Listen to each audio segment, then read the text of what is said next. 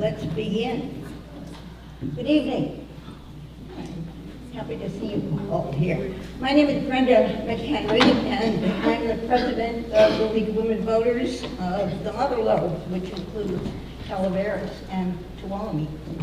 This is the third of 3 forums we have held for the March primary election.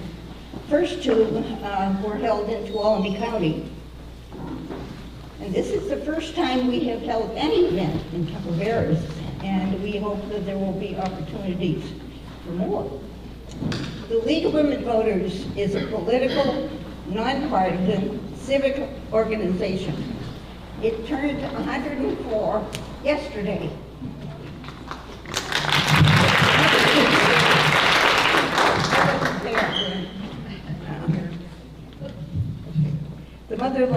The Mother Lode League was formed here in our counties about 5 years ago.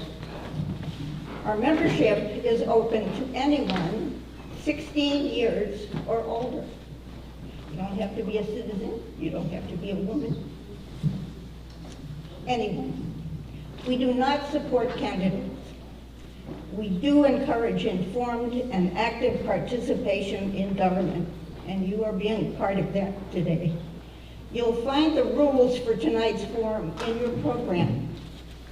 Our moderator will go over them briefly, and we have prepared some questions, but there will be opportunity for your questions as well. It's expected that you, our audience, will practice civility. Please do not applaud. It only wastes time. Here are some housekeeping notes. Restrooms are at the back of the hall, to your right.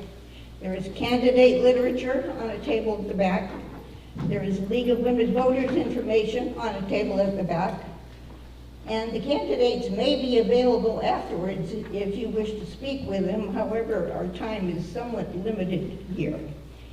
And now, here is our moderator for the evening, Leonidas Russell. I'll even put her sign on.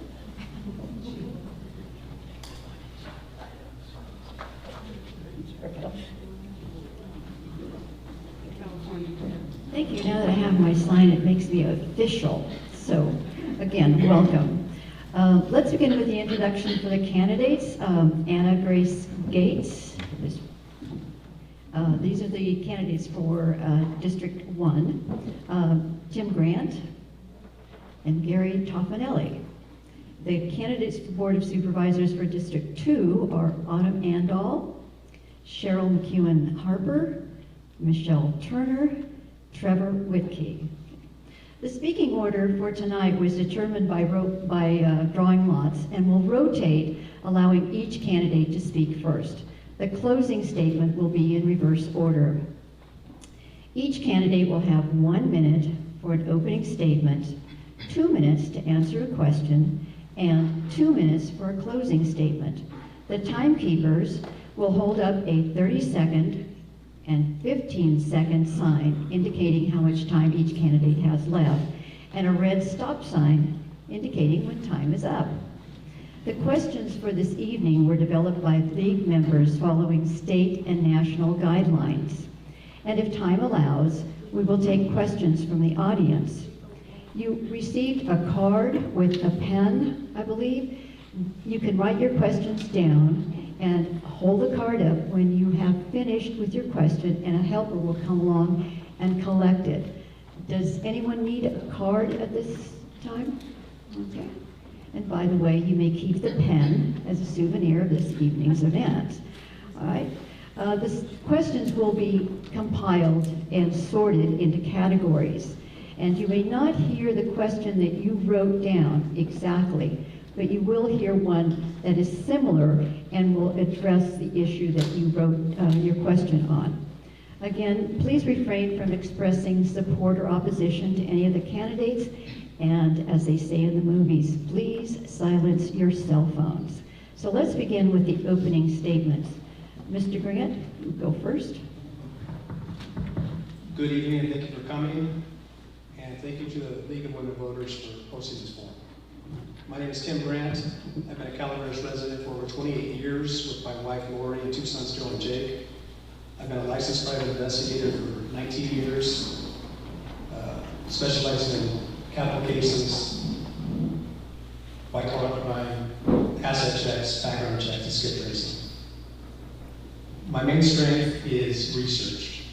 An investigator can take any little bit of information or evidence and turn it into what the needed result is. This will apply to the supervisor role. When everything comes across my desk, will be fully vetted and researched to ensure it's in the best interest of the county. Thank you very much. Thank you. Ms. Gates? Good evening, my name is Anna Grace Gates, and I am running for Board of Supervisors for District 1, as she said earlier.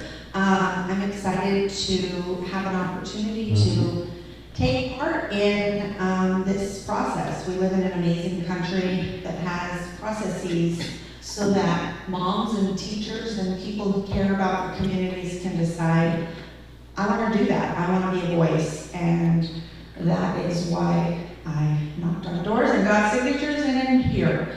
I love our community, I love what it has to offer, and I love the possibilities of what it can continue to be. And I'm excited to hear your questions and I'll get to know you afterwards. Thank you for being here. Thank you. Ms. Andol? Good evening, I'm Autumn Andol. I'm a candidate for District 2 Calaveras Supervisor. I live up in between McCullough Hill, Mountain Ranch, and Railroad Flat. I'm the third generation to live on my ranch. I have 3 children who attend local schools. My husband is a CAL Fire Prevention Captain. I currently work for the county with First 5, and I have spent years volunteering, working in the nonprofit sector of most all of the D2 communities, and that's why I'm running to continue my work with the people. I am running as a community member and will advocate at the county level and make sure all of your voices are heard. Thank you. Thank you. Mr. Tom, excuse me, Ms. Turner? I'm Michelle Turner. I'm running for District 2 Supervisor. I was elected to the San Andreas Cemetery Board of Directors, and I served on that board for over 12 years now, working on reducing expenses, increasing efficiencies, and serving the public better. We've been really good about going after money to help keep rates low for current and future repairs. I'm also the Deputy Air Pollution Control Officer for the county, so I'm in charge of air quality permitting, burn permits, and several grant programs. I have a great deal of fiscal and administrative experience in other areas, managing grants and programs for other governmental agencies, and I would very much appreciate your support. In short, I think I'm the best candidate because I have the experience, and experience matters. Thank you. Mr. Tompanelli? Thank you. I'm Gary Toffanelli. I am the incumbent. I've been in, this is finishing the second term.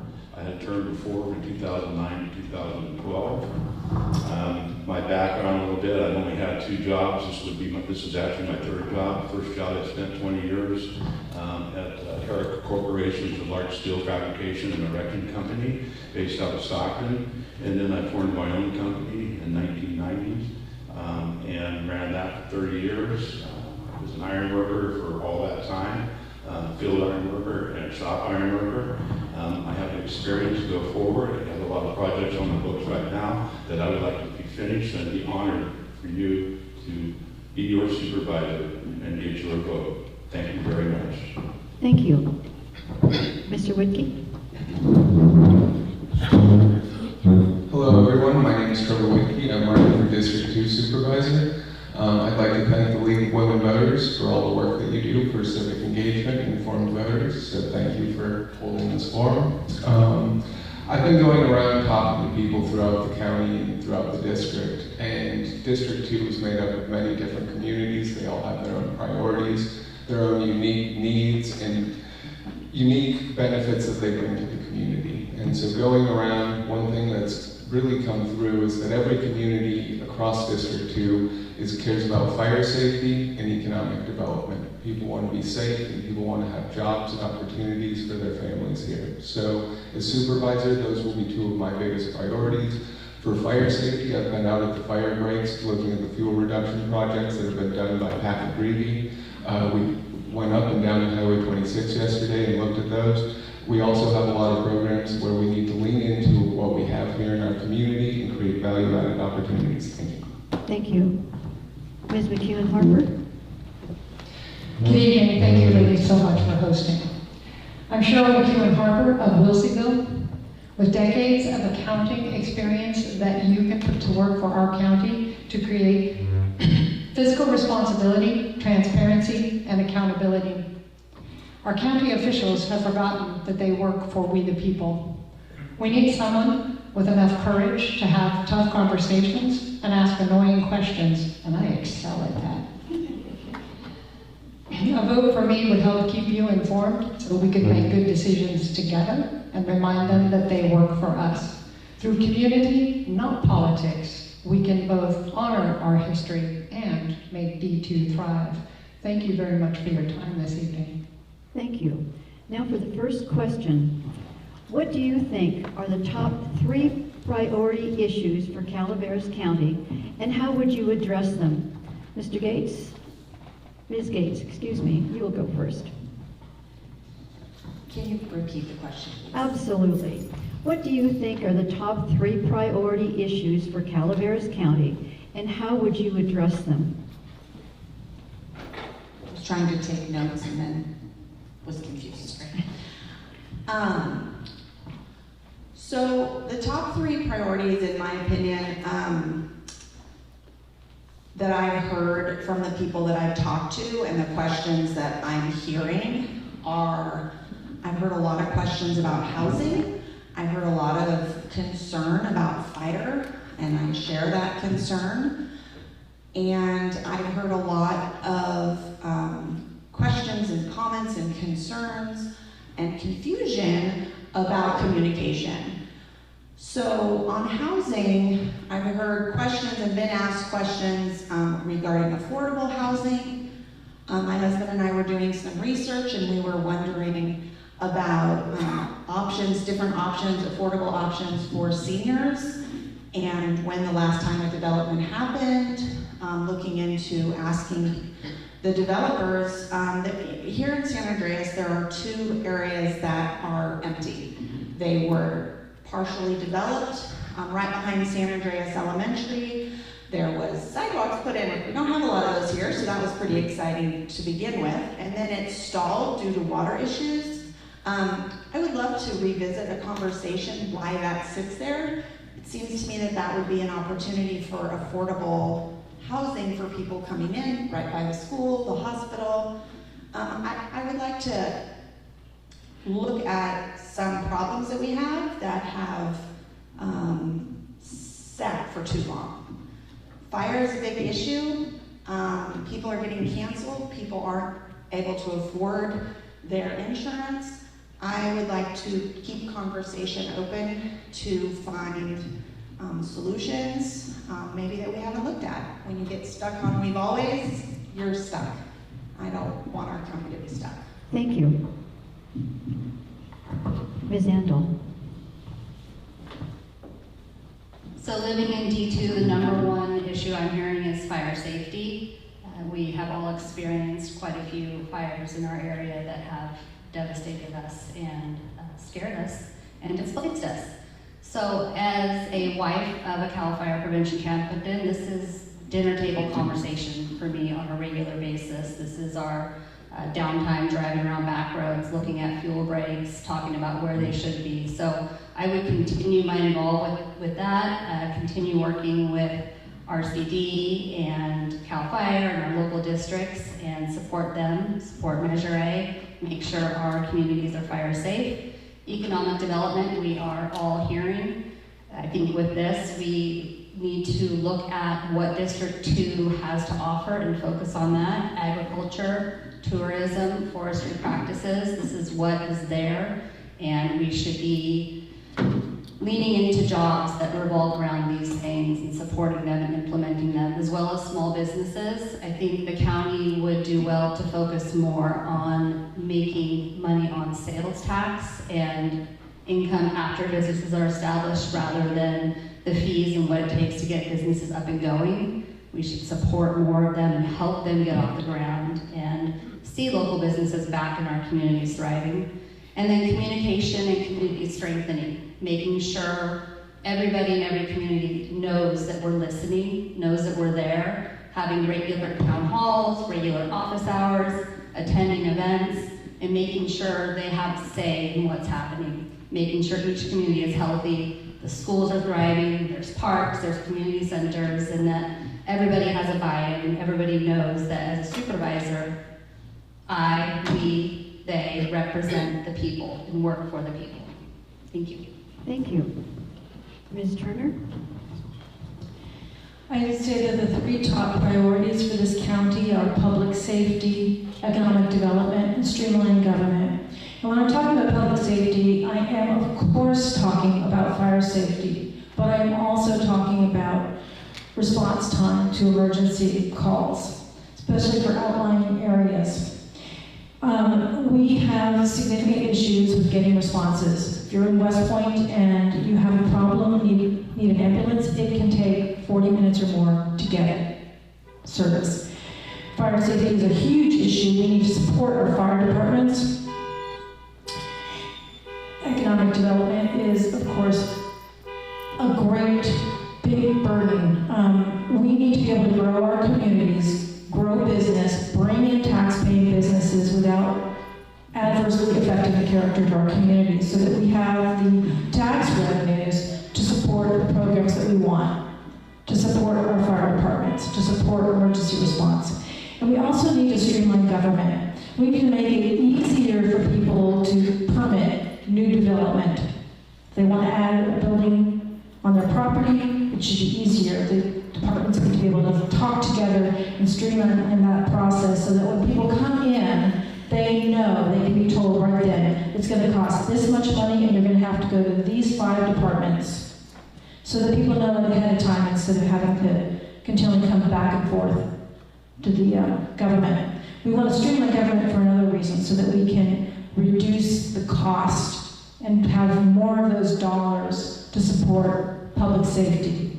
Thank you very much. Thank you. Mr. Toffanelli? Thank you. Well, I have 3 here, and they're not in any single order, so it could be either way. But we have a midterm budget coming up, and it's going to be very interesting where we're going to be as far as our income to finish out the year, which goes to June 30th. The budget is, we've worked very hard for the last several years to reduce the deficit. A structural deficit doesn't mean we have a deficit. A structural deficit means that you're using one-time money and not a steady income to balance the budget.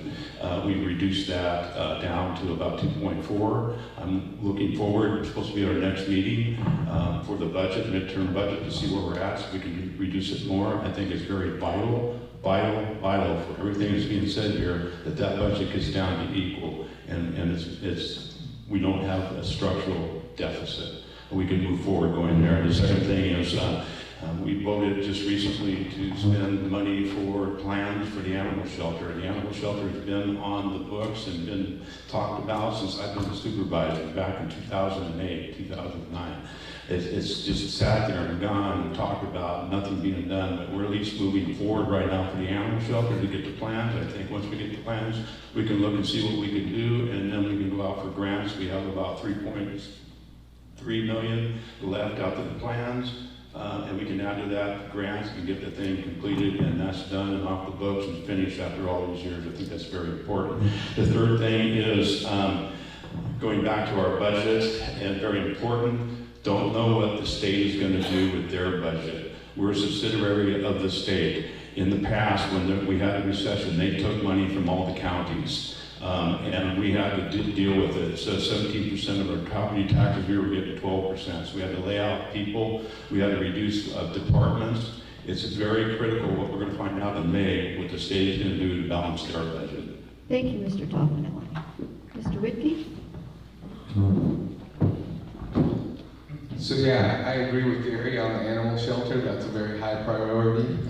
In addition, as I started in my earlier speech, my introduction, I mentioned fire safety being a top priority that I'm hearing people talk about. I'm hearing economic development, I'm hearing housing, as some of the other candidates have mentioned. So with fire safety, a lot of this can start with land use decisions that we can make. We need to start from the bottom up and adopt fire smart planning for everything that we do. So when the next general plan update comes up, we need to implement fire smart planning in everything that we do in each single element of the general plan. In addition to this, there's the disaster evacuation preparedness plan. It's in its draft stages right now. The board is working on it to bring it forward and finalize that. We need that plan to be finalized. There's over 200 road improvement projects, specifically in District 2, that are outlined in that plan that we need to get implemented so that we can make it so that people, particularly up in West Point, in the upcountry in District 2, are able to make it out of that area when there's a disaster or there are fires. So, and for emergency services to make it in.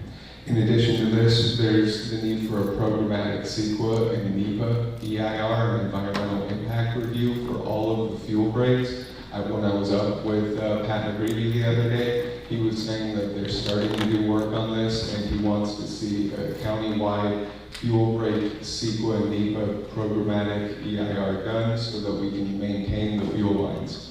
In terms of economic development, I mentioned that we need to have more value-added opportunities. For instance, there's work being done with different stakeholders for USDA local slaughter here in the county or in the area. It's probably going to be cited in Tuolumne, but it will help producers in this area. So that's something that we need to do. We need to create more opportunities for local producers to go direct to consumers so that we can get more money out of the supply chain. Ms. McEwen-Harper? That would be me. Again, critical services. People are very concerned about fire and safety and police response. I'd really like to see us be dedicated to keeping our tourism dollars, they call it our TOT, transient occupancy taxes, going towards fire safety, fire, sheriff, roads. And I'd really like to see us start generating enough money on our own that we could start decreasing the amount of grants we receive, because grants tend to have hooks in them. Businesses, a lot of people are very concerned about either an existing business or bringing more businesses in, and how do we do that without, putting a Walmart on the corner. We really need to look at, I've been told, low impact, high yield revenue sources. I think we really need to start digging into and researching why are businesses not coming here? What do we have to offer them? The other thing I'm hearing is that people don't know what's happening. We don't pour a glass of wine and go to the county website on a Friday night. So getting information out to the public, I think, is critical. I've been doing that since the Butte fire. Making sure people are informed so that they can make good decisions for themselves and their safety. So I would be providing links. I've already set up a social media, Facebook District 2 Calaveras County page where I'm putting all kinds of information that specifically affects District 2. So I think getting information out to help us make good decisions and find out what's going on is critical so we can work together. Thank you. Mr. Grant? Number one is economic development, because that's going to dovetail into number two, which is essential services. We as supervisors need to be our own economic development officers. We need to be out selling the county to different businesses, manufacturing, to get small businesses up here that can create revenue, jobs, and also jobs for Mother Lode job training. Now, as far as essential services, Measure A is good. I think it is a little bit of an overreach. I think they should have went in at half a cent. It might have been a little more palatable for everybody, but it's needed. They're gonna shutter one of the stations in Valley Springs because of lack of funding. Essential services is important. We're losing deputies, and it's costing us $125,000 to get them through the academy and through training because they're going for higher dollars. With more revenue from business, we're going to be able to retain these kids. Same with fire. They're starting their kids off at $16 an hour. How are you going to retain? Basically, right now, we're a training ground for other departments. These kids come here for 6 to 8 months and they go to a different department. With economic development and jobs, we're going to be able to increase revenue and then have the funds to pay the firefighters and the police. And as far as job development, it's going to take going to conventions, researching, county boards, and getting out of these conventions and selling Calvaris, which is not hard to sell because it's a great county. We have to go and talk and hit doors all day long to get people to know what good places to do business and to live. Thank you. Next question. Measure A on the ballot would provide additional funds for fire districts. What is your opinion of this measure, and do you think it will increase fire safety? And Ms. Andel, you go first.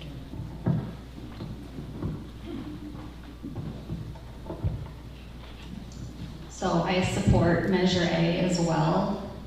There is many districts that are barely functioning. They can barely pay their staff. Their equipment is outdated. Their trainings aren't happening. So, like other candidates have said, it's hard that it has to be on the backs of taxpayers. But I think most of us feel that it's worth it to have that safety and that protection of our first responders. Where I live up the hill, the Cal fire stations are not open year-round. They have limited capacity this time of year depending on what fuel reduction projects they're doing. They're not there set days always, so we need those special districts. They're the ones responding to our vehicle accidents and our medical aids and helping with traffic control. They're busy. I can hear the county road from where I live, and I hear them all day, all night responding to calls. So the need is certainly there, and I hope that everybody will vote yes on Measure A and make sure they remain there. I'd also like to see a return of the RLP classes at Calvers High School, similar to what Bret Hart has, where we can get young men and women going into these stations and learning what it's like to do firefighting and see if it's a career they want to go into. As I said before, obviously it's near and dear to my heart. It's been a wonderful career for my husband, being in Cal Fire. He started as a volunteer. When he started, the required training hours were down about in the 60s, and now they're up over 200. So it's not very advantageous for people to do it on a volunteer base anymore. Thank you. Ms. Turner?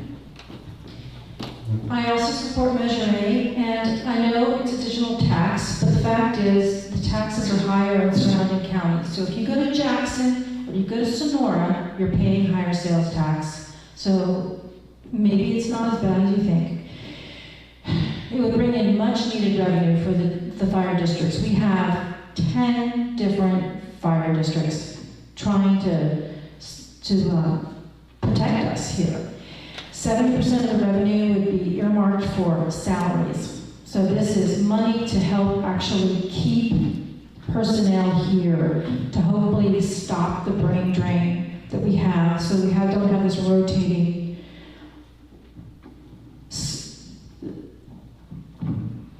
list of candidates who are actually fighting fires. And 30% could be used for infrastructure.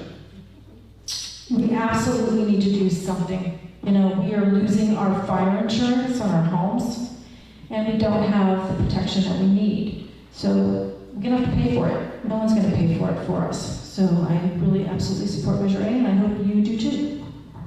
Thank you. Mr. Tominelli? Thank you.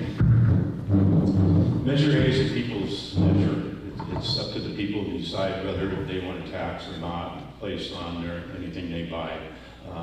Within the county, the city is a separate, although this will cover the city. When you're talking about sales tax, it's a little bit different than what they're passing right now, because they will get all of it.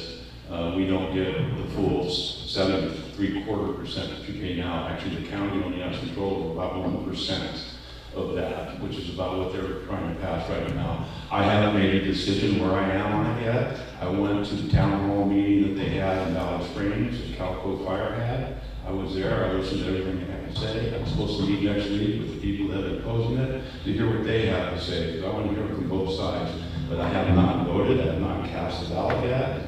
I have not decided where I am in Missouri. There's a lot of other things going on right now. I do understand because of the way that the fire districts were set up way back in 1999, 1998. It wasn't fair on the amount of tax each district was getting for property taxes or the number of people or homes, properties that were in each one of those districts. So it is true that there are districts that are getting very little money and there are other districts that are getting a lot of money. Evans passed fire because they passed higher property taxes there and they do ambulance service, they get a great deal of money. And recently here in San Andreas, they passed a property tax here, so San Andreas Fire has got some more income coming in. Not to say that's what they need. The problem is they have to come up with the money to get new equipment when it's needed. That equipment's not going to last forever. It goes out all the time. You hear the sirens. So I want to hear from both sides before I cast my ballot. Thank you. Mr. Whitkey? So yes, I've come out in support of Measure A, like all the other candidates in District 2. One of the main things for me in District 2, 3 of the lowest funded fire districts in the entire county, out of all 10 of the fire districts, are up in District 2. It's Moke Hill, West Point, and Central Fire. So we need that because we're one of the most at-risk communities. And they go out and they do everything. They help with emergencies and traffic and weather. They help with fires. And having lived out on Harbor Road and seeing what they've been able to do and shutting down fires that have erupted the last few years out there, it's been very important and necessary because they very easily could have gotten out of hand and we could have had another Butte fire on our hands just a few years ago when some fires were starting up out in that area. So luckily we had Central Fire that was able to respond, get there in time. But recruitment, pay, and retention is a huge issue. So by increasing the tax, we're going to be able, hopefully, to maintain our staffing levels. They want to be able to have 4 people on staff at all times so that they can send out an engine and a water tender. Without 4 people on staff, they can't send out both a water tender and an engine. So because of that, we need to be able to staff these and bring up the staffing levels to maintaining 4 people around the clock. Additionally, there is, I've been out campaigning with Measure A, so I've been out trying to get out the vote, and I would just encourage everyone here in this room to get out and vote for Measure A because it's vital for every one of us. Thank you. Ms. McEwen-Carver? I have come out in support of Measure A, although I don't like the fact that it's ended up being a sales tax. I think that we can do a better job making sure that our tourism dollars stay going towards critical services rather than diverting it for other projects. We can be a little more mindful of that. The last time our fire received a sales tax increase was in 1993. It was 0.5%. Our fire gets 10% of that 0.5%, and sheriff gets 90% of that 0.5%. In Mariposa County, they lost their volunteer fire department completely because of the educational requirements went up at the state level. The state required more educational requirements, and the county didn't want to pay for it, and the volunteers didn't want to pay for it. So because of $250,000 worth of educational costs, they now pay $2.5 million to CAL FIRE to take care of their fire needs. In West Point, this is obviously about fire, as my opponents have said, but our average age in West Point is 61. And we can very easily and quickly become landlocked during winter months, during storms. CAL FIRE leaves in December and doesn't come back until May. So as an elderly community, we really need our fire department, not just for fire. They are a critical part of the health of our community. Thank you. Thank you. Mr. Mr. Grant. I voted for Measure A. Like I said, they lost by a handful, 300 or 600 votes last time. I think that 0.5% would have been more palatable, and it still would have brought up the funds. But it comes back to, I met with a Calco fire chief, and he took me down the hallway and showed me this wall of all the firefighters that had left and gone to other departments. We sat down and talked, and we talked about $16 minimum wage to start. It's no wonder we can't attain. Increasing it through Measure A is a must now because we haven't increased revenue enough across the board in the last 8 years to fund it properly. Now we'll have to pay a tax. It's going to hurt me when I go out and solicit businesses because it's at 8%, 7% versus 9%, which most people are. It's a good sales point to say, hey, come do business here in Calaveras. That part of it I don't like, but on the other hand, if you have a bad day and we don't have properly trained firefighters, it's just can't happen. So Measure A is a must right now. Like I said, they're going to shutter one of the, he says we're going to run it out. We have to. We don't have staff for it, we don't have the money. And he's working 6 days a week, and his wife's going to kill him. So yes, I vote for Measure A and I'm all for it. Thank you. Thank you. Ms. Gates? I have read over Measure A. There is some legalese in there that's a little difficult to wade through, but when you read it and just skip the mumbo jumbo that they have to put in there that makes it legal, I really do like the formula. I like that the money is allotted based on response time and population. I like that, as Gary said, it is a people's measure. It is not, the money isn't touchable by the government once it is voted in, which I do hope it does. I think I agree with all the points that were said. It is a benefit, but the part about it that I really like is how it's written, and that once it gets in, that the money is divided up, the formula, they even have figured out if one of them does close or something happens to one of the districts, how that money will be divided up. So there isn't any questions in there on who gets the money and how can they change it. And that, I think, is a really important thing when we're talking about fire, when we're talking about first responders. We need to get that money to them. And this is a fairly ironclad measure, so I do like that. And part of the system is, if the people decide they don't like how it's working, they can do it the other way, and they can repeal it. So I do support it. I like how it's written. I like that it serves everybody, the population equally, and I think it's an important thing for all the reasons that everybody said. Thank you. Just a quick reminder to the audience, the questions should be directed to all the candidates and not just one. And if you have a question now, if you would raise your card, someone will come along and collect it for you. No questions so far. All right. Boy, microphone's a challenge here. Next question. How is the county handling affordable housing issues, and what measures could increase the supply of housing for homeless and low-income residents? And Ms. Turner, you start first. Well, I'm not sure what the county's doing for housing. I think there's probably entirely too little being done.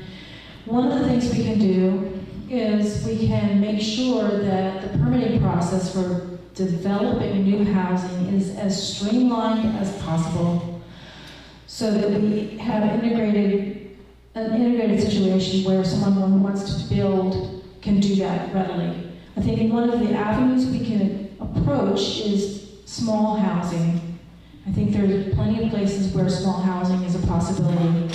I know that small housing, 26 units of small housing, were part of the original discussion with the Marriott going into San Andreas here. That since has been scrapped, which is, I think, unfortunate. But I think there are other opportunities for that small housing. I know the county has had money for building small housing for homeless in the past, and somehow it didn't get spent and had to be sent back, which I think is criminal. I think we need to step up, and I think we need to do that. We need to also make sure that whatever services are available through the Health and Human Services Department are made available and connected with the homeless population that we do have. But again, the county needs to step up, build some small housing, streamline the process, and support people who want to develop that housing. Thank you. Mr. Toffenelli? Yeah, this is an item that's, there's been several times the county tried to build houses. We got funding, HHS got funding, but it didn't work out, and then we had a bunch of complaints about some of the areas, so we tried to move it to different areas.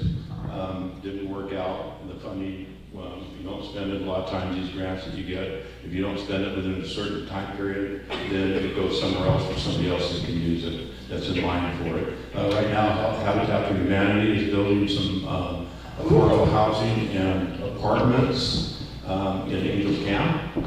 Would like to be involved in that, and I would also be willing to work with any developer that wants to come in and look to reduce their fees for them to be able to build a housing that we can have affordable housing.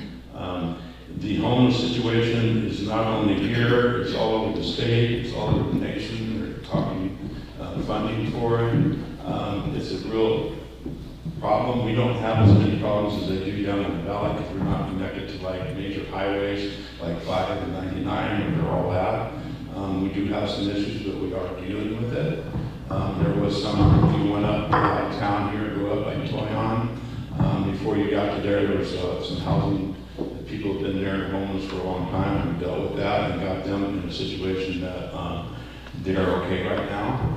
But the funding that's coming for counties and cities to deal with it is very limited. I know that part of it, I talked about the budget, state budget before, and some people say it's 68 billion, some people say together it says it's 38 billion, but they're putting some funding in there available to counties and cities to deal with that issue. But I am more than happy to help any developer that we can to get in here and get some affordable housing so we have a workforce. And that again, that's economic development, the workforce. Thank you. Mr. Whitkey? So some of the things that we can do to help with housing is in this next term, we're going to have to update the housing element in our general plan. And when we do that update, we're going to have to try and figure out a way that takes advantage and identifies grants and resources that we can get from the state. Part of that has to do with the point-in-time count. The point-in-time count counts essentially how many people are living in the community in homelessness conditions.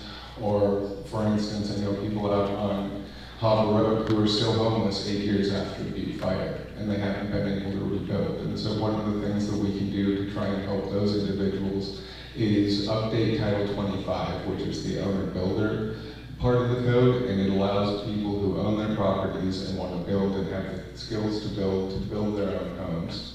There are currently parts of that code that disincentivize owner builders from building. They're not able to sell their homes, they're not able to rent their homes if they were to choose to move away, and so that disincentivizes people from rebuilding. In addition to this, we could add ADUs and multi-unit developments. There are certain parcels here in San Andreas. There's a few over in McCullough Hill that are appropriate for multi-unit development. They've got the infrastructure in terms of sewer hookup, water, and they also have the appropriate zoning that will allow for multiple units, apartment buildings like we have over in San Andreas. And additionally, Gary mentioned the work that's being done by Habitat for Humanity. There are other projects that we can look at and other properties that we can look at to try and partner with Habitat for Humanity here in San Andreas and try and build more affordable housing as well. And all of those things are things we need to look at. I'm very happy to have just gotten the endorsement from Jessica Hitchcock, who is a local housing policy advocate and has done a lot of work in this. So thank you. Ms. McEwen Harper? Thank you. We just got some great information, so I'm not going to repeat things that they just said. It was really great information. I always learn wonderful things from the board and my opponents. I would like to bring to your attention some of the things that are happening on a state level that can affect us in this arena locally. The state is rewriting the Mental Health Act. They're going to change the name to the Behavioral Health something. But the most important portion of this is that they're going to change how it's funded. They're changing the buckets of where that funding comes from, and they're putting more onus on the counties to fund their own mental health issues. So along with this, there's a bond to build facilities. For counties like us who are lower income, there are exemptions for this. We're not exactly sure how long those exemptions last, whether or not they're renewable. And there's a conservatorship law that is going into effect. You turn your life over to the state under certain conditions. They are expanding this conservatorship law to include mental health, addiction, and hearsay. So, let's say so-and-so is having a bad day is now admissible for conservatorship conversations. So, just want to bring that to your attention. It can affect us here locally, and it is in the arena of this conversation. Thank you. Thank you. Mr. Grant? The real estate market, prices fluctuate, building costs fluctuate, interest rates fluctuate. It's hard to pin down how to produce affordable housing without subsidies. So you need subsidies. Back to the mental health. When Reagan took away the mental health facilities back in the 80s, our homeless population has increased tenfold each year. That part, the reason why he did it was what she was just saying. It's, you can have a bad day and somebody can say, well, yeah, you're going to Elmwood and Milpitas. But they shut them down, and now the people that actually need the help don't have it. Getting them the help, getting them rehabilitated, and then getting subsidies for affordable housing. But it's tough to get a builder to say, when he's paying, like right now, 7%, building costs are up. Real estate, the prices are still high. Nothing's affordable. As a supervisor, you really don't have any control over that. You can work to find out, for the homeless, you can work to find out what for the mental facilities we have here, how can we help? We're not just going to ship people away to a different county like what's being done all over the country. But as far as subsidizing, that's going to be something that's going to have to, we're going to need some help from the state and federal level. Thank you. Thank you. Ms. Gates? I have heard a lot of questions about housing. And as I said, there seems to be, in my tiny little part of the world in San Andreas, there's two different places that are sitting. So the one I mentioned at San Andreas Elementary on Goldstrike, there's a manufactured home development that stalled. Hearsay is that builders got in a fight or something. But why? It's been there a long time with just a few homes in it. What conversations have had? I don't know. I don't know if the county's had conversations with them, but it's sitting there. And I'm very interested to see what else in the county, what projects have stalled, why are they sitting, have conversations. I'm a big proponent of getting things off your to-do list before you add new things. So I think that there are things in the county that could benefit the housing. If we talked about what has been done, what's the conversation, what are the builders and the developers that we have in this county, why did they retire, why did they move on? Have those conversations, take a look at what things are sort of in limbo in the county and the planning department, in the various departments, and kind of look at those and go, do we have a consultant looking at this? Do we, where are we at? in the development. And then the huge thing is, there's a lot of amazing volunteer organizations in this county that work really, really hard.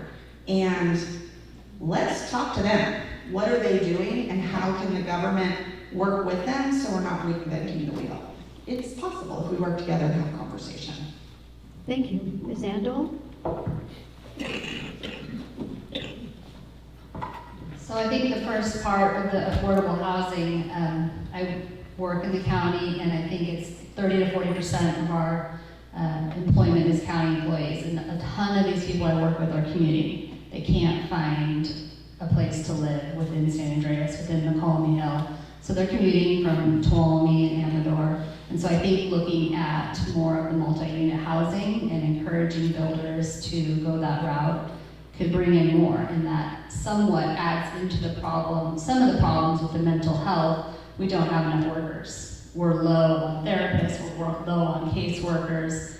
We have vacant seats all over the county in Health and Human Services because they don't have anywhere to live. So that's a big problem, and it all ties together. A lot of it is coming down from the state, which has been mentioned. We have to kind of see what the Mental Health Act is going to look like and what is required of us, what is made available to us, and what route we get to go with what's given. I would definitely support Habitat for Humanity. I think that that's been a long-term, wonderful organization. I've been on some painting projects on those, and I think that's something we all should absolutely support as a community and as supervisors. I think grants are great when we're talking about building and housing. I think that's something we can look at more as a county and go after. I think that the Title 25, the owner builder, that could be looked at and made more conducive to owner builders and easier for them to streamline and get their houses rebuilt on their properties. Thank you. Next question. Calaveras County has a multi-million-dollar budget. What experience have you had in dealing with large budgets? Mr. Toffanelli, go first. Well, I've had a number of years dealing with the county budget, $1 million county budget. And again, like I said, we have a structural deficit, we've had a structural deficit, but this goes back to the recession when the state, like I talked about earlier, the state took money away from us. And we had to use what you would call your savings account. And the savings account comes down and start using that. That's what happened. And then you have to build it up because there are requirements on what you have to have as a county or a government agency on the reserves. The issues on it are, it took us years to get back up to where we needed to get. And then COVID hit. And everybody revenue started going down because nobody went out and spent money. Nobody came up here to rent housing or rent hotels or anything. And TOT tax went down, sales tax went down. So again, we started going down and we had to deal with that. So we've been dealing with that for a number of years. And so the budget, we've been very tight on our budget here to bring it down from that $9 million that we were at. Like I said earlier, $2.4 million. And I'm anxious to get that down to zero, either midterm or beginning of next year. And look through the budget to make sure that everything that we need to provide for citizens out there is covered. But yet we get that deficit down because that's going to take care of a lot of things that are being talked about here tonight. It has to do with all kinds of things, even economic development. We would free that money up for a lot of other things instead of using it to balance our budget right now. That money would become free for us to utilize because it is general fund dollars. But I've had many years working with millions of dollar budgets. Thank you. Mr. Whitkey?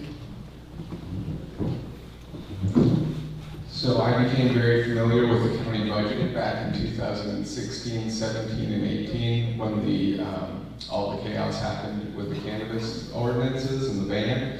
And what we had to do is we had to really study and analyze the budget to understand what was going on and what the fiscal impacts of certain decisions were being made and what they would have on the budget. So I learned a lot through that process. I learned about the different types of funding streams that the county has, the way that certain funds are restricted, other funds are unrestricted, how there's the general fund, and the general fund is the discretionary funds that the board is actually able to decide where those go to, because all of the restricted funds are already allocated. So a huge part of the human health and services budget, all of those funds come in, they're already allocated and already designated to certain projects and programs. And so the board doesn't have any say over that. They just have to basically take that money in and make sure that it's spent in the appropriate way for those projects. I also think that it's an absolute requirement for every board member. We have a fiduciary responsibility to the citizens and the taxpayers, so we have to have fiscal responsibility. We have to understand what the revenues that are coming in, and we have to be accountable on how we spend that money. And so as a member of the public who's looked at all of these budgets and gone through them with a fine-tooth comb, and my wife who's currently on the Budget Advisory Committee with Marianne Garamendi and some other people that are looking at the school's budget, I have some experience doing this, and I will continue to bring that experience to the board and make sure that I approach all fiscal decisions with an eye towards fiscal responsibility. Thank you. Ms. McEwen-Harper? I have decades of accounting experience working with everything from startups to multi-million-dollar corporations in my accounting industry. I am also a tax preparer. I started doing bookkeeping and accounting right out of high school. We're not going to tell you when that was. I'm not sure why that's happening. Okay. So what's really great about what I do is I get to work with a lot of different industries and a lot of different personalities. And in working with the board and working with numbers, I would have an opportunity to continue that skill set. Creative accounting is frowned upon, right? But being able to be a creative thinker in an environment with accounting, for solutions is very important. So, in being able to work with, I've actually started digging into the school budgets as well. I was asked to start digging into those budgets and taking a look at what's going on there, and I was honored to do that. One of the things that I'm not seeing as much as I would like to is the word audited. I have started digging into the 629-page county budget, like Trevor was saying, and there's a lot of things I would really like answers to, and I'm sure you would as well. One of the other things that I do is I take away the veil of language. When I'm working with my clients, they say, the CPA said this. What did he mean? And I explain, and they say, why didn't he just say that? Well, I don't know. But one of the things I'd like to take away is the veil of language between you and your accounting process with the county.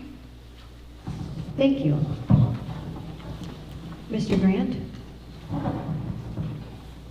I've run an investigations firm for 25 years with several employees. Can you hold that up closer?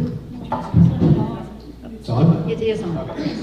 I've ran a private investigation firm for over 25 years with several employees, handling accounting, payroll, hiring and firing, and as far as the budget, making sure that I was able to go out and produce economic development when we need to go slow to keep my people employed. Now, it comes back to economic development, the same thing to increase revenue. As far as big budgets, I mean, several employees, it's not multi-million, but the same thing, it's just on a smaller scale. It's having a business acumen to step into this role and do the job that's needed to be done. Thank you. Ms. Gates? I have been involved in my children's education. I have 4 fabulous children. And when they started school, when the first one started school in 2007, I joined the committee. And then if you volunteer, if you make eye contact, then you get nominated for all the committees and invited and told that you are now on the committee. And I loved it, and it was wonderful to be involved and to, it was a whole new world for me Because even, there's a committee that every school in our county, this side of the county has, because we have low-income kids, we get Title I monies. And that money is federally regulated. What that means is there's more rules attached to it. As my time in this county went on, I was blessed to join the Resource Connection, and I served as the chair for 2 years. They have 5 big programs. They are a nonprofit organization. If you're not familiar with them, familiarize yourself. They're amazing. One of the organizations is Head Start. Again, federally regulated. They have to have the highest background checks for all of their employees. All of the grants, you have to double check and triple check that everybody is qualified. I learned that you have to ask hard questions. Questions that don't get you invited to coffee the next day. Because sometimes it requires you pulling stuff off and saying we can't vote on this because I don't know what I'm voting on. Every dollar needed to equal a service. Every vote needed to have a reason. And I learned how amazing those conversations can be, and I'm really excited to take that experience and apply it to the community. Thank you.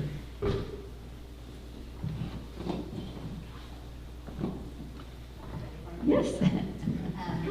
In my current role in First Five, I am the coordinator of a program that has a very braided funding sources. You might remember that, Joyce? We have, federal funds, state funds, grant funds. So I work on that budget and make sure I am allocating the funds correctly, constantly, what's coming from where and where it's supposed to go. It's obviously not $1 million budget. Unfortunately, we're mostly funded by tobacco tax, so not that high. I've also managed many small businesses throughout my career and managed those budgets. I managed my very own ranch budget and served on many nonprofit boards, currently still on 3 in various nonprofit volunteer worlds and parent-teacher clubs at all the local schools. So I see them from different sources, different areas, not the $1 million level, but definitely at the very complicated levels. Thank you. Okay, Ms. Turner. I was the fiscal and administrative supervisor for Amador County Behavioral Health for 4 years and managed a $7 million budget for those programs. In 2019, I managed a $12 million grant revenue for a federally qualified health center. Currently, as Deputy Air Pollution Control Officer, I manage a lot less money, but it's more complicated in some ways because it's a what's called an org key and 5 special revenue funds. I also, as a director of the San Andreas Sanitary District, I review the budget for that operation. And in our recent projects, we raised $6 million in money for plant upgrades and over $5 million in monies for collection system maintenance and upgrades. And all of that kind of funding requires federal audits. And I have been involved in federal audits, both at the Federally Qualified Health Center and, of course, overseeing the federal audits from the district's perspective. So I have quite a bit of experience with budgets, large and small. Thank you. Next question. The county has agreed to build a new animal shelter. What should the county's role be to ensure its construction and completion? Mr. Whitkey, go first. So yes, the county has allocated about $3 or $4 million to the development of planning and construction of a new animal shelter. I think the animal shelter project is long overdue, like Gary had mentioned. This is something that's been, their grand jury reports dating back decades. They've outlined the problem, it's very well established. There's even been criminal complaints mentioned in some of the grand jury reports. So there's an obligation on the part of the county to work on this project and see it through to its completion.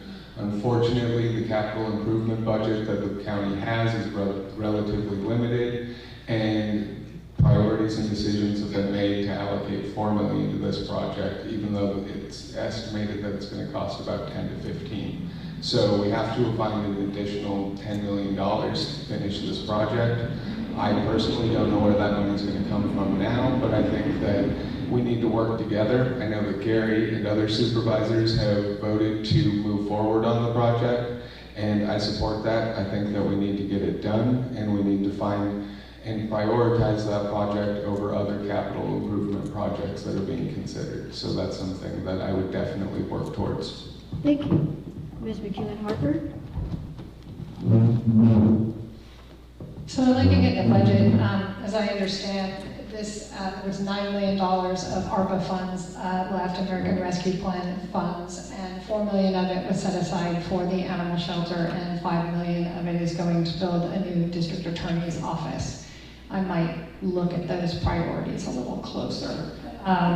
The other thing is that we're using an engineering firm that's out of Stockton, and it looked to me as their comparison, they've built, I believe, the Elk Grove shelter, and I think that their vision is a little more than what our rural county needs. This is a critical item that's necessary for not just the animals, but the mental health of the people who are working there and the people who want to come in and adopt animals. So I actually agree with the one board member that said, I'm not willing to spend $800,000 for another set of drawings to find out what we can get for $4 million. I think that it could be done maybe with a local firm that's going to charge us less money, and we could take a look at what we could get for $4 million. I know one of their concerns was we want to use this money before the money's gone, and I could be wrong, but my brain says if the board is the one that decides where it goes, it can't go away unless you say so. So. Thank you. Mr. Grant? The problem is that the animal shelter needs to be done, but getting the funds to do it, and to chime in on what she said about the $800,000 for plans, it's like, my goodness. And a good example of what you said is keeping the money here. If we can find somebody here that can actually do the plans for cheaper and the money stays here, that means the money's spent here, and we're not giving it to somebody in Stockton. But the animal shelter needs to be done. If you've been there, you have a beautiful jail behind it, you have the sheriff's building, and then you have this little shack. And it's a shame, and it needs to get done. The supervisors are doing everything they can. It's just a matter of getting the funds allocated, but it needs to be done as soon as possible. But she's right about the $800,000 for the plans is just insane. Thank you. Thank you. Ms. Gates? Yes, and yes to all the people before me. My concerns are the same as everybody else. If you've been there, it needs updating. The staff needs support. We need more staff. We need more places to put animals, safer places to put animals. And all of those things need to be upgraded. And then yes to the how do we make that work for our county. We're talking about all these other issues that we have financially. We have learned a new phrase on Tuesday and tonight from Gary, a structural deficit. You're using one-time funds. I'm always interested to find out where the money is coming from, where it's set aside from, what rules are connected to it. So who has a finger on that money? The money that is set aside for the DA building and for the shelter, what are the rules connected to that? And because I don't know what they are, because this hasn't been my job, that would be one of the things that I would want to know for any project that came up. Where is it coming from? What does it represent? What rules are connected to it? Can we meet those rules? What happens if we spend the money and we haven't met the requirements? Then we're in trouble. Nobody likes to be in trouble. So I am very curious on these projects to be part of that conversation. Let's look at the realisticness of our rural county and the projects that we have going, and how can we get projects completed while staying true to our budget. Living outside their means is not a way to live, and meeting the needs that we have. Thank you. Ms. Andol? I was fortunate enough to be able to attend the Board of Supervisors meeting and watch the presentation of the plans of the shelter, and it's gorgeous. It's absolutely amazing. They even have a little area to host events and clinics and meetings, and it looks beautiful. But $7 to $10 million is a very high price tag. I never would have dreamed we can't build an animal shelter for $4 million. That seems incredible. So I appreciated the board member at that meeting that said, let's go back to the drawing board and sharpen our pencils and see what else we can do. How can we make this work for $4 million? So that's, I think, a smart thing to look at in the times that we're in with our deficit and our budgets. How can we make it work? I am a big proponent. I very much appreciate the animal shelter. I inherited a feral cat during Butte Fire, and they have helped me tremendously to get a handle on that situation. I've adopted dogs there. I think it's a wonderful thing, and we absolutely need to support them, but we also need to be realistic with how we do that. Thank you. Ms. Turner? I'm also in support of the animal shelter being built, and my concerns, I mean, I know it's a lot of money, and there may be things that can be done for a little less, but my concern is there was some discussion about, well, let's just do this piece of it, and then we'll come back and do another piece later. As we know, prices go up, and it's hard to go back and fix things. I think we need to focus on one project, and I think it probably ought to be the animal shelter, and do that project, get it done, instead of doing it halfway here and working on another big project over there. I'm not sure where the money's all going to come from, but I think we need to really think about getting that done now, since this has been a huge problem for many years. In addition to dog and cat areas, there's also areas for large animals in this plan as well, and those are going to be critical, especially in times of fire, when there need to be evacuations, and we need to have a place to have those animals, or if animals need to be taken from a situation that's unsafe. I just think it's critical to do it, and I think we need to find the money to do it right. Thank you. Mr. Toffanelli?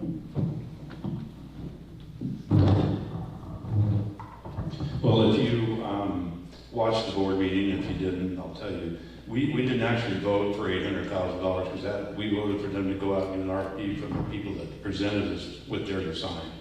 That contract has to come back to us before anything goes forward. And that was my thing to say, well, let's find out from them what their costs are. That was their estimate, what they thought. But let's get their RFP and see what their estimate, final estimate for plans. If it's not adequate, then we can look to go locally. There's a couple places locally, but the idea was to move forward on it. This thing has been going on for so long, on and on and on. Yeah, we could have done something maybe 20 years ago for $4 million. Costs have gone up, a lot of things. I'm not saying it's going to cost $7 million. I'm not saying it's going to be $10 million. But I'm saying let's get plans drawn up so we can get estimates on it. And that's moving forward. And then we can look at the plans and decide whether we can change this, change that, and bring the costs down. I mean, I've been in construction my whole life. That's part of it. But let's move forward. We can't just keep moving back because we don't like something. It's an issue, and it's a big issue, and it's been an issue in this county for a long time. And the idea is to move it forward. Let's at least get those plans done, whether it's with these people or someone else that could be a better price, a lot better price, that we can at least go forward. And then we can start getting costs, because if you're going to go out for grants, you have to have a project. You have to say, here's the project. That means you have plans, everything. And then that's in front of them, and then you become eligible for those grants. If you don't have that, they're not going to give you the money, because they don't know what you're going to build. They don't know what you're going to do. But once you get those plans in your hands, you can move forward to get this thing completed. Thank you.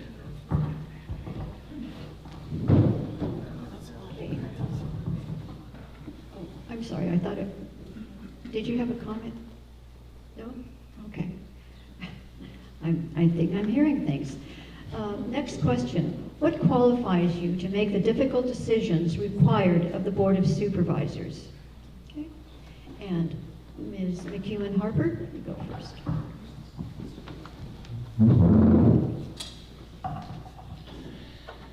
What qualifies me to make tough decisions is my ability to listen.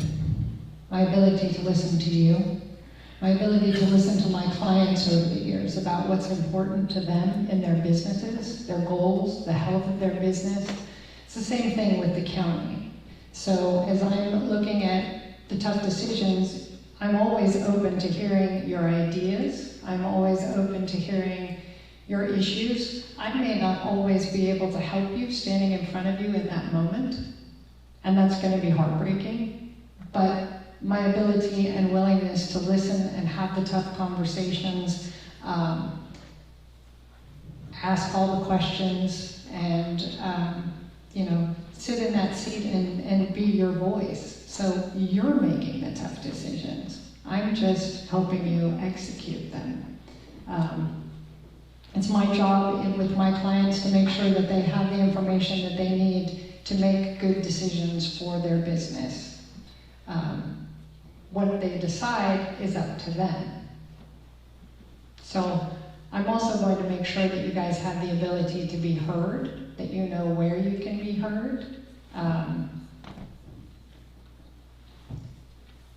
I make tough decisions with my clients all the time. And I look forward to helping you guys grow your business. Thank you. Mr. Grant? I've been negotiating with district attorneys and attorneys and lawyers throughout my career. Making decisions for clients that are life-changing, not on the same level as the county supervisor, but what you have to think about as a county supervisor is you're not going to make everybody happy, and you have to be able to deal with that. You're doing what you think is right for the county. You're going to tick off 3 out of 10 people. It's just going to happen. But in your mind, if you're doing the right thing, everything will come out perfectly in the end.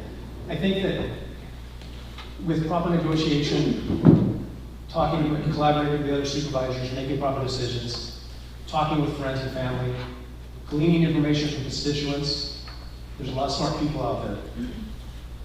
Talking with everybody to find out, yeah, this is what I'm going to do, and being steadfast with that decision. You can't be swayed by worrying about what people are going to think. This job is ruthless. There's been recalls on board members, and it's just a fact of life. But if you're doing what you think is right in your heart, then you're doing the right thing. Thank you. Ms. Gates?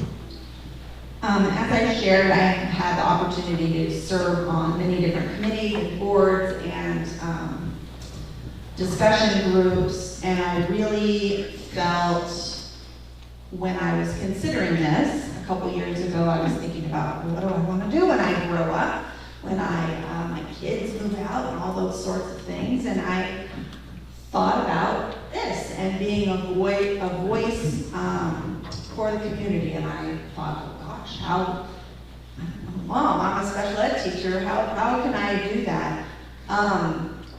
I'm not afraid to ask those questions. I'm not afraid to table something. I have a desire for knowledge, and I have a desire for fairness. I want to know that I'm doing my due diligence, and I am committed to making sure before a vote happens that I'm part of, that I feel that I've done my due diligence. I've looked at those financials. I have asked those questions. I've dug around to see if there's anything similar happening already, as I talked about earlier. My husband and I own a small, very small winery and vineyard. I've helped to manage that for the last 22 years. I have 4 children, and I manage our household. I'm a special education teacher by heart. Right now I'm a sub-teacher and get to do some gen ed stuff, which is amazing. But managing those conversations that can go sideways, it takes some finesse and it takes some direction, and I'm willing to take everything that I've been able to do so far and apply it at the board. Thank you. Ms. Andel?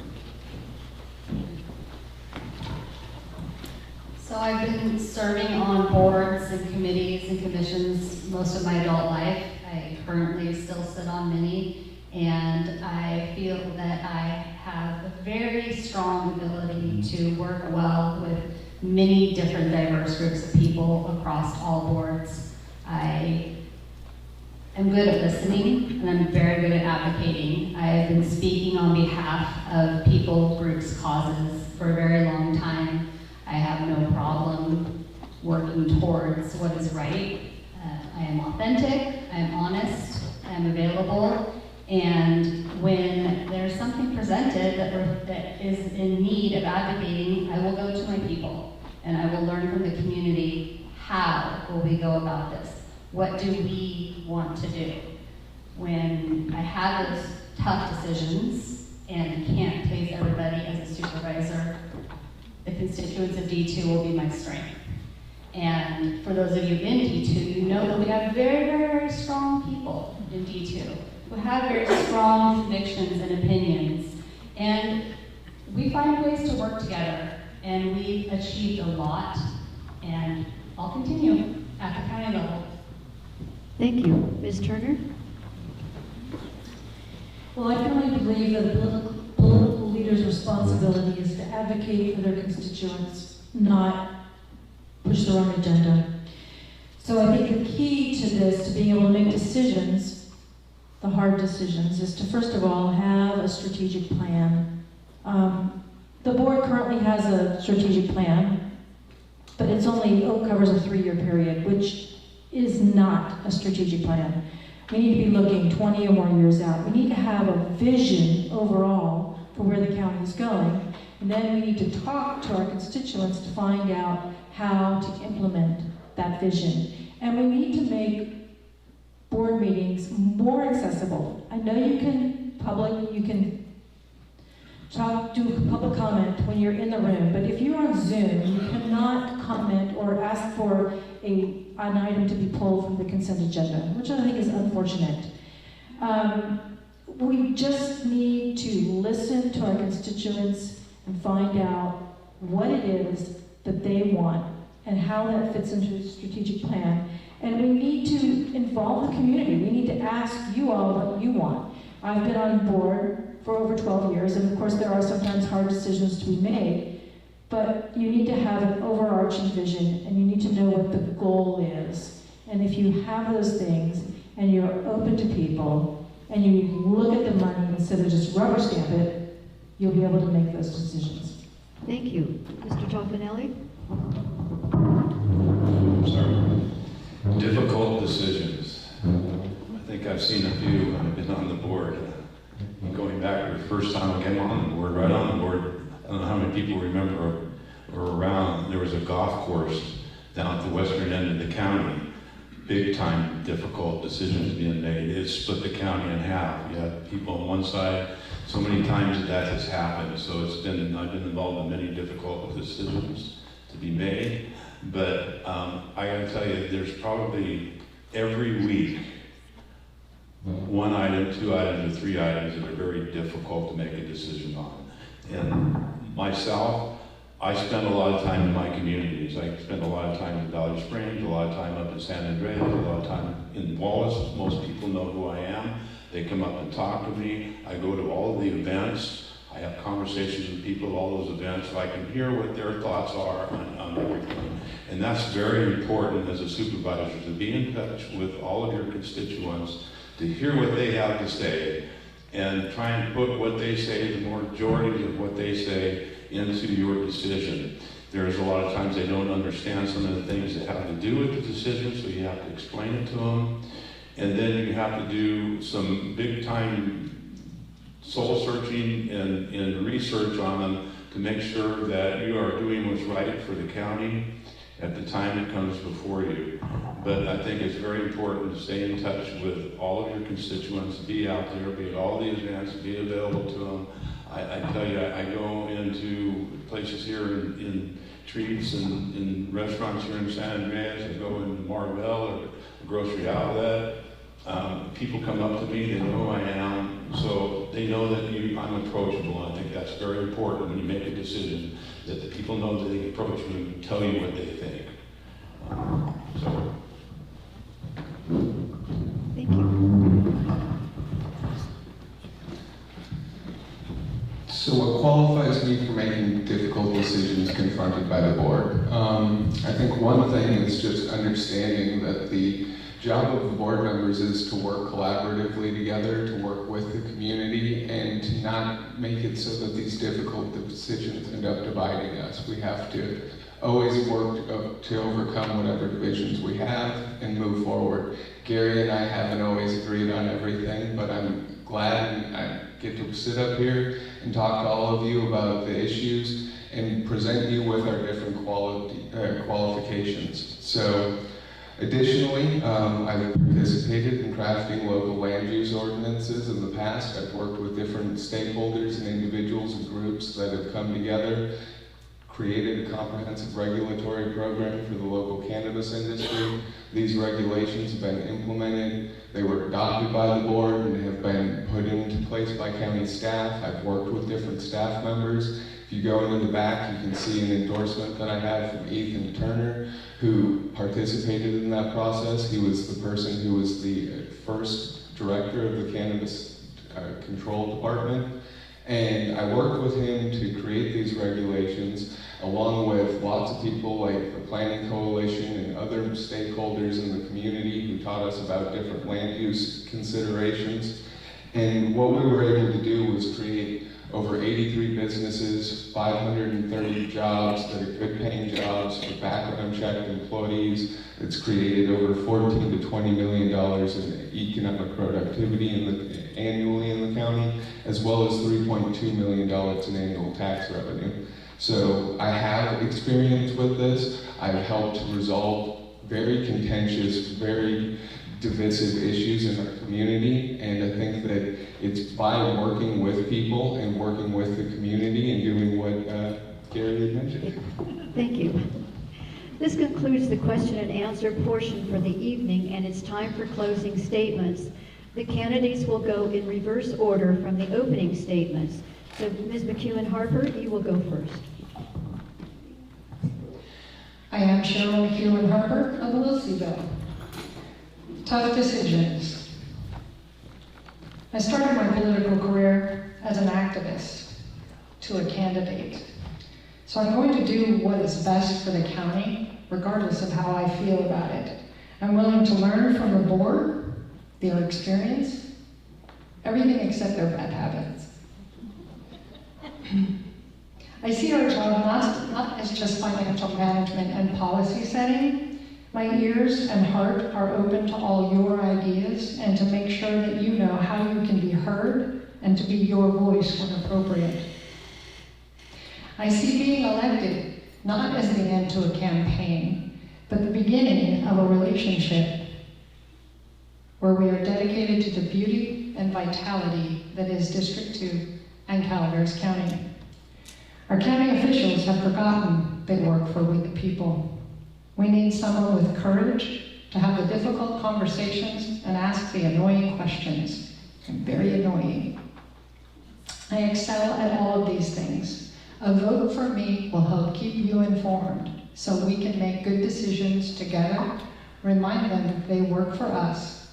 Through community, not politics, we can both honor our history and make D2 thrive. I deeply appreciate being here this evening with you, and thank you all for being here. Thank you, ladies, for hosting. I hope you'll vote for me. Thank you. Thank you. Mr. Whitke.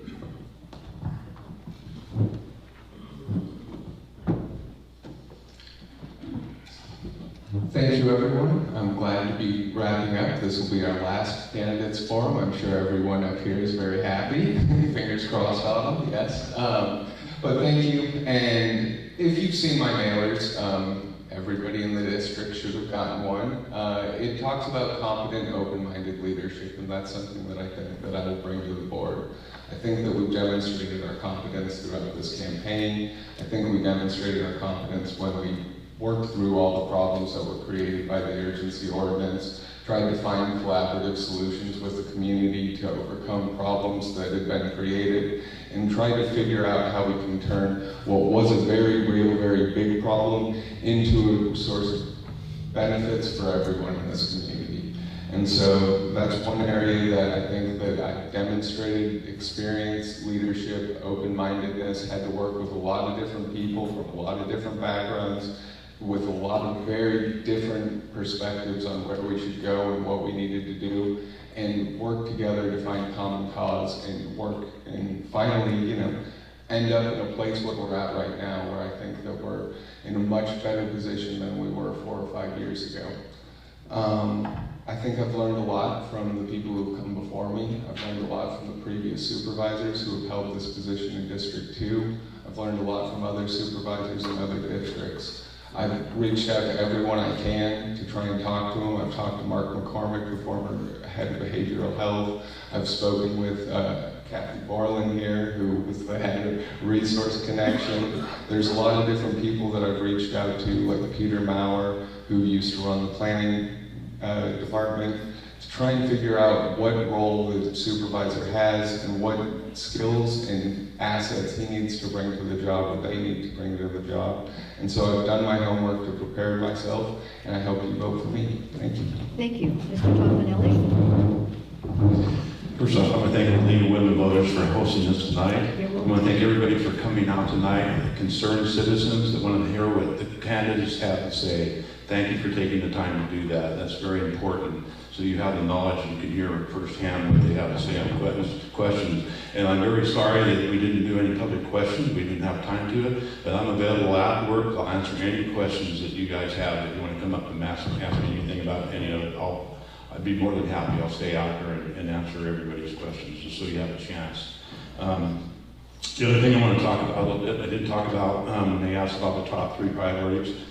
I thought I would wait till the end here. We did the general plan, and that had to do with what zone your property is in. We have Title 17 coming up. It's very important to you. It's going to be going to the planning commission. Title 17, that says what you can do in that zone that you live in or the property that you own. It tells you, it'll have what you can build, how you can build it, what you can do in it, whether you can, how many animals you can have on the size of the property you have. It has a lot to do with everything, and it's very important that you put your input into it. It's going to be coming to the Planning Commission here relatively soon. You need to go to the Planning Commission or go to the Zoom and be able to chime in on it, on how you feel and what should be in your property, done in your property, or properties around you. You have the right to say that. And then it will come to the board, and you should be able to Zoom in or come to a board meeting and have your say about what you feel you should be able to do in your property. It's very important. It's going to be coming.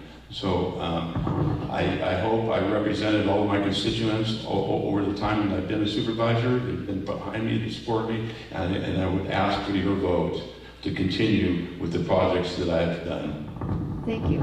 Ms. Turner? Yes, I want to thank the League of Women Voters for organizing this event and everyone for showing up. It's been a great evening. This is really a job interview, so I want to tell you a little bit about the job. A supervisor's job is to be available to constituents, and that means being available by phone, by text, having office hours, going to events, talking to people when you meet them in the hardware store, and I will do that. A supervisor's job is to review the budget. The budget exemplifies the county's priorities. I mean, where you spend your money, that's what's important to you. And it's not enough just to rubber stamp it. I will review, ask questions, request changes before approving the budget. A supervisor's job is full-time. I don't think it's possible to actually review budget materials, board packets, prepare for meetings, advocate on the state level, and meet with constituents if you are working 40 hours a week doing something else. It's just not possible. And working somewhere else creates conflicts of interest that cripples the board's ability to govern. I will be leaving my current job and resigning my seat on the board of directors for the sanitary district so that I can focus all my time and energy on this pursuit. A supervisor's job is to collaborate, and I will be working with other supervisors and with constituents to make sure that the job gets done. I humbly ask for your vote and remind you that experience does matter. Thank you. Thank you. Ms. Andel? Thank you, Mother Lode League of Women Voters, for hosting. Thank you, timekeepers. Thank all of you for coming out tonight. Thank you, ladies, for recording all of these. Thank you to our viewers at home. Appreciate it. I've been working really hard while working my regular job, talking with people, community, small business, county employees, former District 2 supervisors. We've been having lots of candidate nights. People have been very kind to host private dinners, coffee meetings, phone calls, emails, and how we run our campaign is how we'll supervise. And that's exactly what I'm doing. I am immersing myself in the people and learning from the people what they want in a supervisor. I hope that that's a reflection. I hope that you are aware of everything I've done volunteering for District 2 and know that I will continue to do all of those things. I will no longer have my current job, so it will feel only like 5 full-time jobs rather than like 7 right now. And I'm up for it. I'm really excited to do it. I know that I would be a very strong leader. I would be even-handed, and I would meet people in the middle. I know that I would serve well on the board and be able to find common grounds with my fellow board members. I guess that's about it. Usually I have it written down. I just hope that what I've done will resonate with you. I'm here to stay. I'm in the heart of D2 daily. I'm at events. I'm out there. Please contact me if you would like to know more. I also will hang around tonight. I have a website, I have a Facebook page, I have a phone, and I'm happy to meet up with you anywhere you'd like in your communities. Thank you. Thank you. Ms. Gates? So who is Anna Gates? I'm more than just a flower. I know a lot of people know my hair, decorations, and maybe don't know my name. I'm everywhere. I'm on all the committees. I'm doing all the things. Occasionally singing at school board meetings on accident. Done that before. I came here in 2000 because I got a job for the Resource Connection. I got a job at the Calaveras Women's Crisis Center, and that led me to this beautiful town where I then met my ever so handsome husband, and we got married, and I learned that grapes are a thing. I knew they were a thing, but my husband had a vineyard, and so now, 22 years later, I know way more about grapes and grapevines and dirt and rocks and all of that than I ever knew was possible to know. I'm committed to communication. Communication is key to any organization and to the government 100% fully. If we want to maintain the rural lifestyle that we enjoy here, people leave, they come back. They want to raise their family here. They want to retire here. They want their family to come visit here. We want to maintain that. There has to be communication both ways. I am a very realistic person, and that is something that has to happen, as we've talked about. Hard conversations. You have to dig through those things, and you have to be realistic, and you have to maybe find balance. I don't want to say you're going to give up what you believe, but you have to find balance. So I'm going to share with you my husband's view on me as my closing remarks. And they are that you, Anna, are a registered independent woman, able to think with both sides of your brain, and you can do this. I'm so glad to be here. Thank you. Mr. Grant? My main goal as District 1 is economic development. I plan to research and locate a mid-level manufacturing company to relocate or expand to District 1. This will increase revenue, jobs. It'll give juniors and seniors at Calibers High a chance to intern and also Mother Lode training. I think that bringing jobs and giving the opportunity to people that are actually commuting right now, that can actually stay in town and work, the money will stay there. I think being out in the community, talking to people, it gives you insight on what people actually want.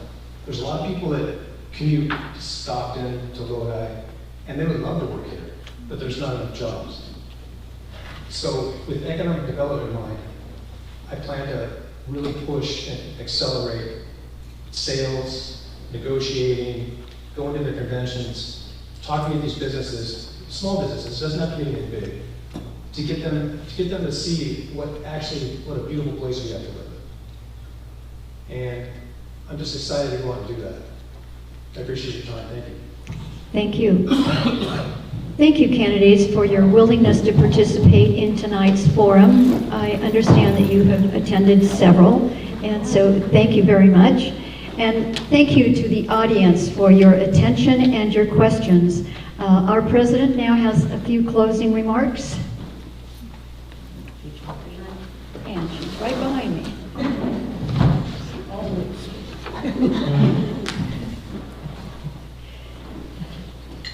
Thank you all for being here.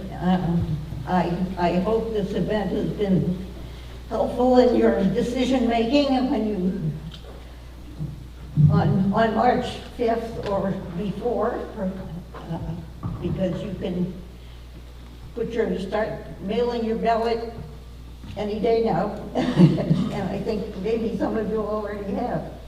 Be sure, if you haven't, be sure to pick up, if they can give you one of these. This is called Vote 411. It's a bookmark. Vote 411 is a website that allows anybody to just log into it, put in your address, and it will bring up your whole ballot and the information about the people who are on it and the measures. So make sure you have one.